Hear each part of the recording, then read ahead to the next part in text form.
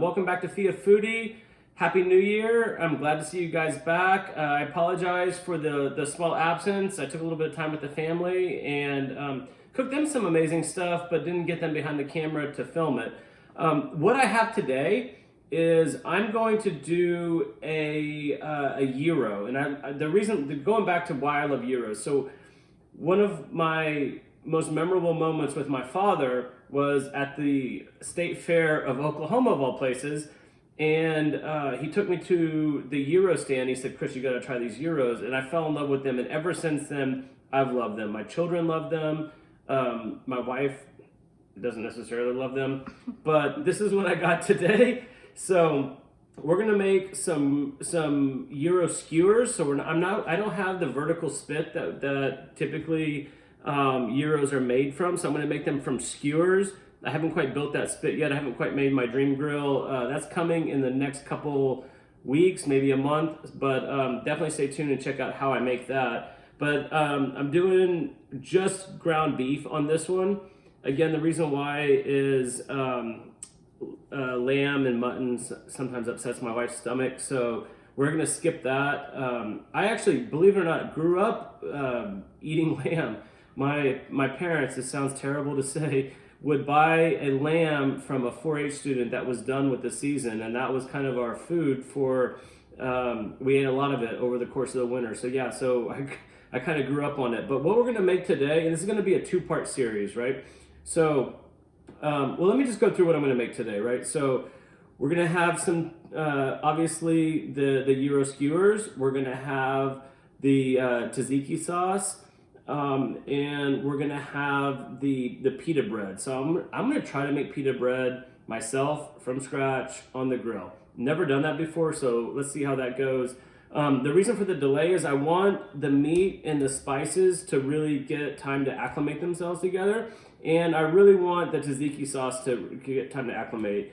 I don't think it's gonna be a huge harm if we let the pita bread kind of go overnight. I'm gonna probably throw it in the fridge. But yeah, that's what I'm going to do. I'm not going to do a lot of explaining on the pita bread. You guys can look it up on YouTube. You can see a lot of how we do that. But yeah, let's get to it. All right, guys, so we're going to have to do this in stages. The first thing we're going to do is we're going to get our yeast starter going. I don't know if that's a baking term or not, but what I have here is I put some warm water, 1 cup of warm water, or nearly 1 cup of warm water in the pitcher. And I'm gonna add some dry baker's yeast. So it's just some Fleshman's active dry yeast. I didn't use the fast stuff. I didn't know if that was cool or not. So I'm adding this in there. I used to brew beer a lot, still do, but just not as frequently. So one thing that yeast really likes is it likes sugar. And that's kind of one of the things that makes beer. And I'm guessing that's one of the things that makes this too. So I'm going to add a little bit of sugar, and by sugar I mean I'm going to add some raw and unfiltered Texas honey to it. I'm guessing it doesn't need a terrible lot, but I'm just going to add some of it in there just to get it bubbling, just to get it the yeast something to eat on a little bit. So it's just a simple matter of stirring this in with the yeast, and I'm expecting it already smells yeasty. I'm expecting this to bubble pretty soon. So what we're gonna do is I'm gonna let this kind of get its start going and start bubbling. I want that kind of to foam up and to kind of separate, and I'm guessing off-gas some CO2 as well. The other thing that I have is I have 2.5 cups of flour that I'm gonna make the pita with. Now I think that's a metric ton of pita that we're gonna make, but we'll see what happens. We can always make pita chips and stuff. The kids and everyone likes having hummus and stuff. So we're gonna get this started, and I'm gonna come back and get going with the tzatziki sauce. All right, guys, so we're just gonna make a very simple tzatziki sauce. One of the ingredients that I'm gonna actually skip is the dill. The reason why is I'm just not feeling dill in this mix right here. So what do we have? We have some cucumber, we've got some lemon, And then we've got some cloves of garlic. So typically for this, and this is just one container of Greek yogurt. Typically what I would do for something like this is just use 1 clove of garlic, but I'm feeling particularly spicy today. So we're just gonna crush a 2 cloves of garlic in this. So simple going through here, crush it down, chop it off.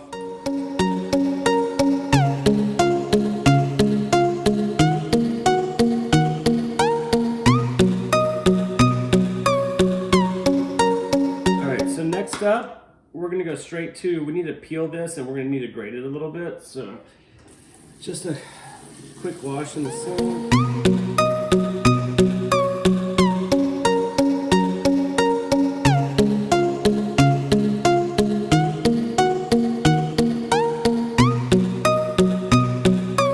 All right, so that's probably enough. That's probably actually too much. We're gonna drain some of these juices off from the cucumber. And then I'm thinking, yeah, so let's slice a lemon. Let's roll this out a little bit first so that it juices nicely. So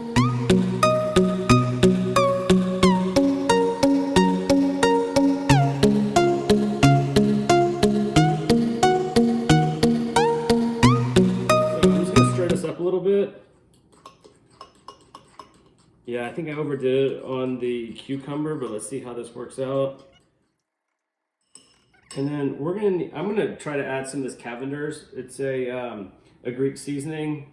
This might work. I have a Greek friend that I used to work with that loved this stuff. And my wife makes amazing Greek chicken with this spice. So we're gonna pour a little bit of this in, stir it around. And it's gonna need some salt. Really cucumbery. It's gonna need some salt. Maybe more seasoning. Obviously not this much salt, but let's try some more of this. And then I'm gonna add some salt and black pepper mixed to it too, to see how this is. And let's give it a taste.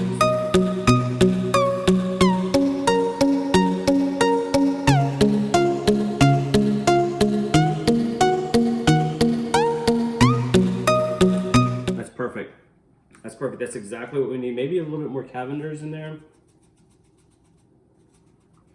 Not a lot. It's the perfect amount of salty. The spices really knock down the cucumber quite a bit, so I'm happy with that. And what we're going to do now is we're just going to simply cover this up and put this in the fridge overnight. Let this whole thing talk a little bit. We still have our pita stuff going, so I'm gonna get going on, actually I'm gonna make the pita first, and then I'm gonna throw the meat in, and then we're gonna get all of this marinating overnight. All right guys, so now onto the pita. You can see that the yeast activated pretty aggressively, honestly. I think that the honey gave it enough sugar, so we're gonna pour 1 cup of sugar into 3 cups of flour, sorry. Make sure you get a lot of that yeast cake on there as well. The only other thing it really needs is a little bit of salt. How much salt, I'm not entirely sure. And then what do I have here is, if you guys watched previous episodes, this is some smoked garlic, olive oil, or not smoked, it was grilled olive oil with garlic in it. And I'm using that because I think that sounds good for this recipe. And then we just kind of, what I want to do is I'm going to stir it on medium low.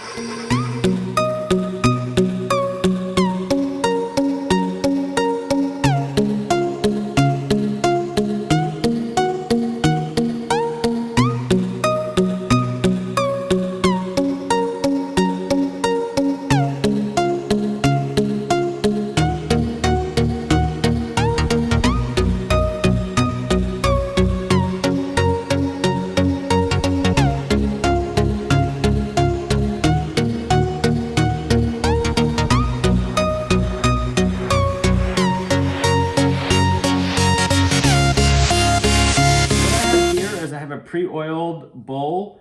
I got my dough. I feel like I got all of it out. I probably added a little bit too much flour afterwards, but I think we can sort that out with a little bit of olive oil. And what I want this to do is I want this to grow probably by 100%, 125%, so that we have a nice amount of pitas for the morning. So we're just gonna put this in. Again, the bowl's been oiled quite a bit, so we want to roll this around. I'm going to use a little bit of this toasted garlic olive oil in it too, just to kind of give it a little bit of a slimy texture. I don't know if that's the right word. If you guys have the right word, please tell me, comment below and tell me. So I just want this to be coated lightly in a bit of olive oil. It's not enough, so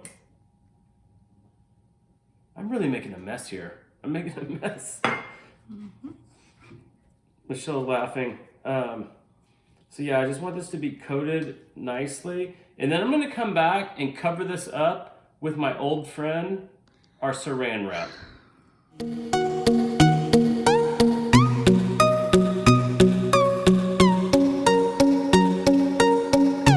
This is like you wrapping presents. Seriously.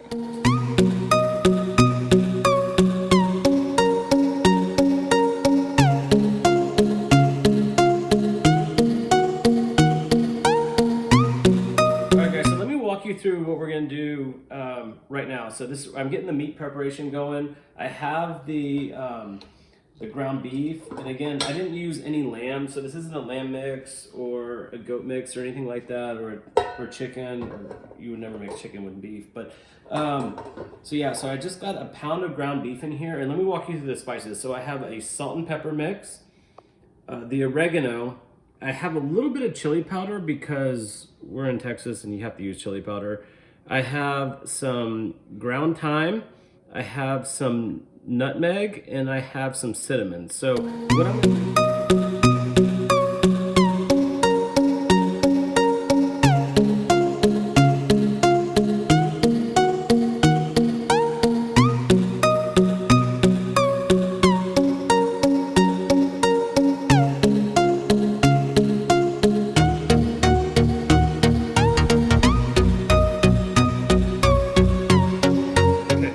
So now we have everything in with the meat. What I want to do is I want to stir it up really nicely, or mix it up. And the reason why is I want that. That didn't work out really well. So the I kind of want to have it more like a sausage texture. And so this is mixing up really nicely right now.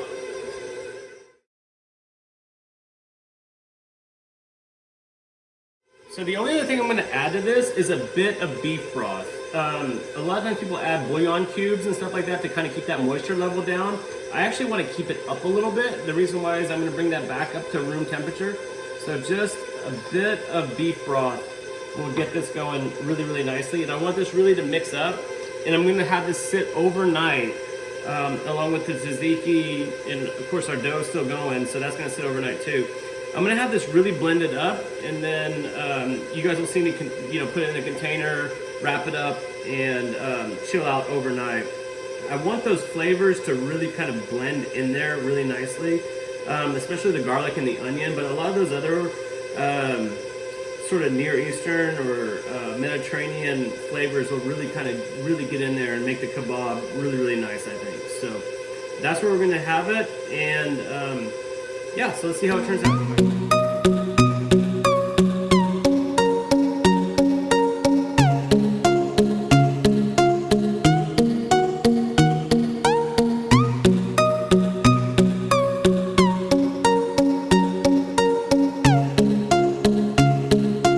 So I got it all in the container. What we're gonna do now is I'm gonna use aluminum foil instead of my old friend saran wrap on this one. The reason why is I kind of want a little bit of air to get under this, to kind of let all these flavors breathe.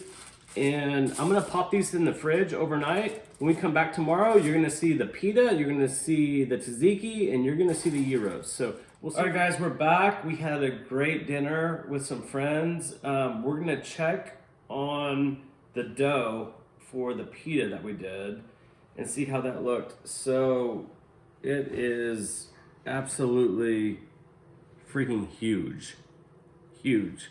So what are we gonna do with this? So it needs to be punched down. Let's do this. So let's put this over here. I was thinking that we could just put it in a tray, but no, we're gonna move the cutting board out of the way. And yeah, put some flour down here. Make sure it doesn't stick to the countertop.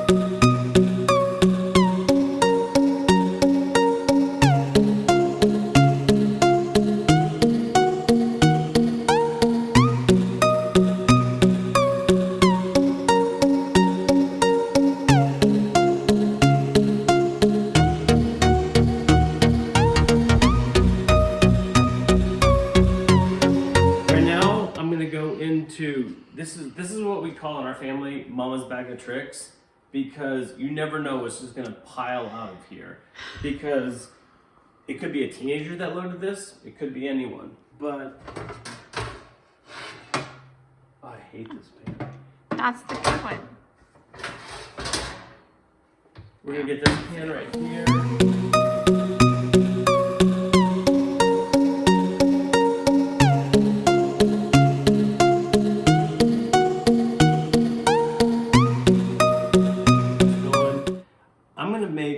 Italian sandwich right now that's going to be unbelievable, but for right now this is going to sit and spend the night in the fridge. Alright guys, we're behind the scenes now. I am absolutely starving. I know we said that we went out to eat with some friends, but we actually kind of had a couple sips and watched some playoff football.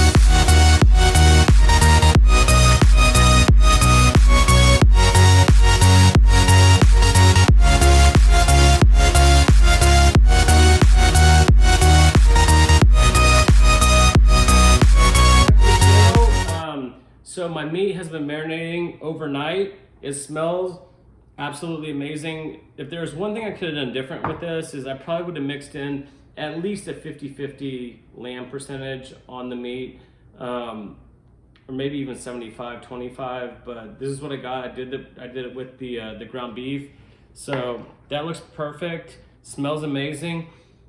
The tzatziki tastes amazing, smells amazing. It's been sitting overnight, so a lot of those flavors have had a lot of chance to combine. I sliced up just what was left over from the cucumber, and I put a little bit of salt and pepper on it, so I think I'm gonna put a little bit of that on the pita as well. And then speaking of pita, I have a metric shit ton of pita right here, and it's all really cool. So I think what I'm gonna do is I'm gonna probably freeze half of this, because there's absolutely no way that my family can eat all of this. So I'll probably pull off a few of these pieces.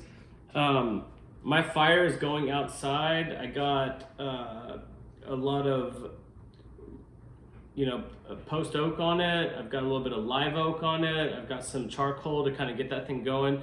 So that's going nicely, and it's almost ready to cook these pitas. So I'll probably cook the pitas first and then skewer the meat, and then we'll cook all this up. So first, let's get to the meat.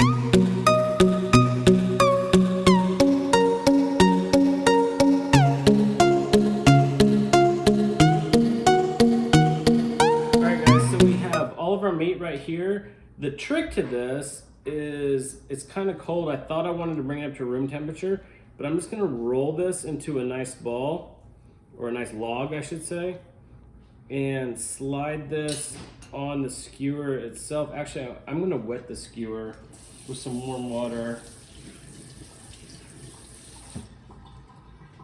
And I'm gonna slide this on, and then just kind of use my wet hands to kind of make a mold around this. Now, if you use really, really fatty meat, this will cause some problems for you. But I think for some 85% ground beef, it might be okay. So again, we just want to keep wet hands and roll this around.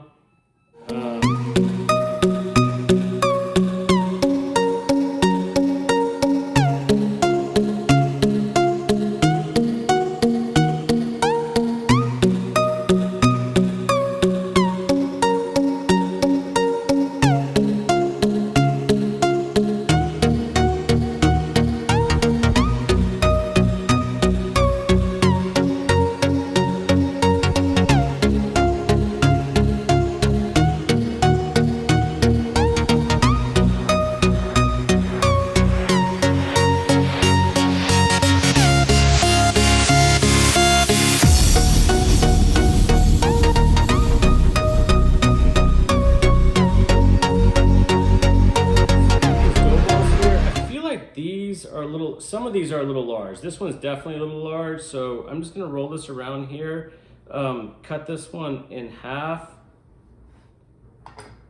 and roll this.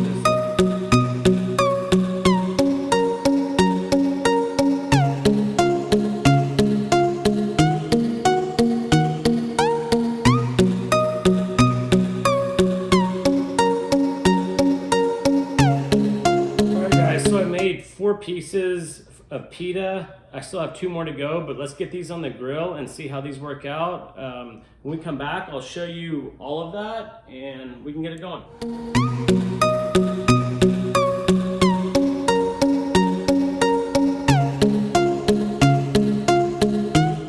All right, guys, so we have the kebab off. I lost one of those. That was the dog share. It fell off while I was putting it down. So I'm just gonna slide this out. Probably use this to slice it a little thin. Man, you can really smell that cinnamon. You can really smell the cinnamon on this one.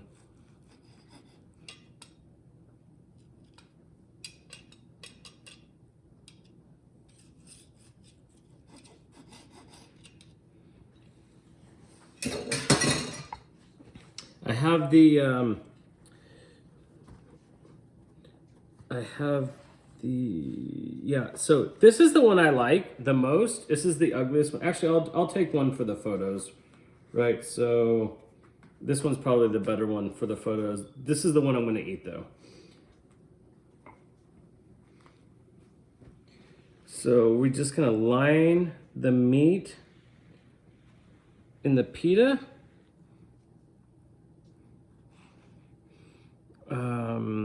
Yeah, I'm gonna put the sauce on first, so stir this up.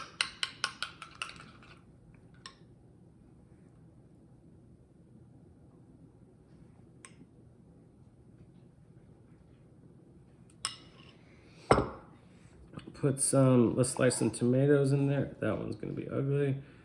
Let's go ahead and put this one in there. This one's nice and thin.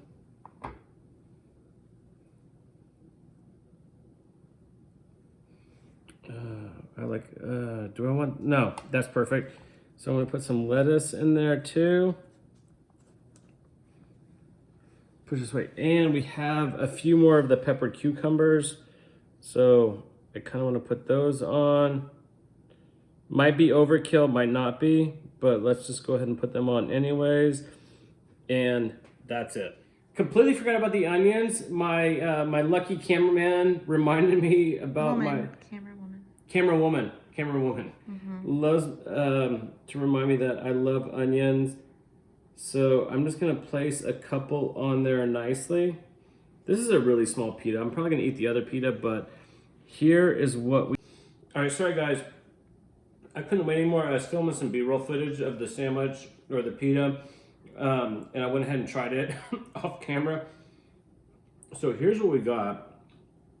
I got a lot of the onion down here. I got the tomato, obviously the pita meat, and all this good stuff, the tzatziki. So I'm gonna give it another try. Spoiler alert: this thing is amazing.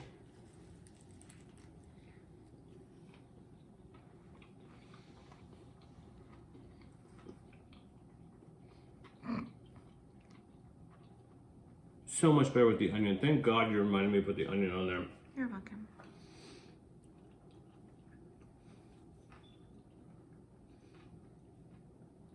If you guys cook this yourself, in this recipe that I showed you today is absolutely perfect. But if you want to go beyond perfect, I don't even know if lamb needs. Do we need some lamb in this? Are you asking me? Mama says no lamb in this. I think it needs a little bit of lamb. That would be like a game changer. But this is absolutely perfect. Obviously, it's not the traditional way where you do it on the vertical spit and you're shaving pieces of ground lamb or ground mutton and ground beef off of it, or whatever that mix is that they decide to use. I think that would be amazing too. But if you're at home and you have a small grill and a little bit of wood, you can make an amazing gyro. The pita bread is phenomenal. I haven't even gotten to the burnt bread, the one that I'm really keen to try. So I'm gonna finish this up, get to this other one, and thank you guys for watching. Salivating over here. Thank you guys for watching. I appreciate it. Make sure you follow me. It's Fia Foodie on Instagram. It's obviously it's Fia Foodie on YouTube, and we'll catch you next time. Thanks.